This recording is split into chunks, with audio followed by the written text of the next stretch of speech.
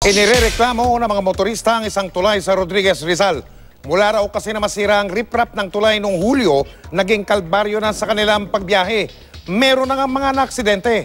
Yan ang inaksyonan ng Sumbukan ng Bayan. Balik sa dating kalbaryo ang mga dumaraan sa Beco de la Costa Road sa Barangay Burgos sa Rodriguez, Rizal. Ang riprap kasi ng tulay na bagong gawa noong Hunyo, nasira nitong Hulyo. 2 hanggang 3 milyong piso ang pondo ng lokal na pamahalaan para dito. Kaya ang mga motorista muling nagtitiis sa makipot na tulay na wala pang harang. Matagal na po itong ganito, tuwing umuulan. Mahirap talaga ang daan, madulas.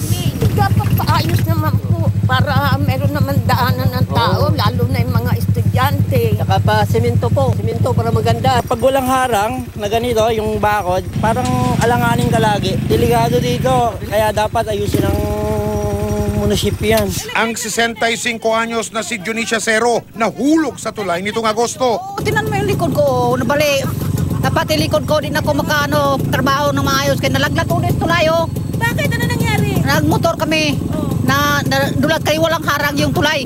Yan, tumalo kami din sa ilalim ng tulay. Nakumotos ako ng 3 araw. Ano gusto niyo mangyari sa tulay? Ay, patanggal yan. Paayos niyo yung malaki para walang disgrasya.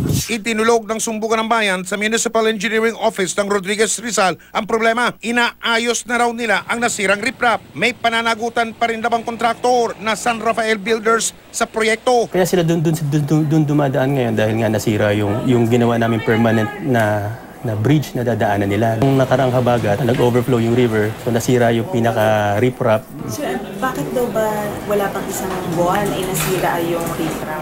Hindi natin kasi ma'am, act of nature kasi ma'am, hindi natin maiiwasan talaga na mangyari yung mga ganyang sitwasyon. Nangako ang municipal engineer na lalagyan ng harang ang tulay. Lagyan natin para magamit nila. Temporarily lang hanggat hindi pa namin nare-repair yung na-damage na riprap.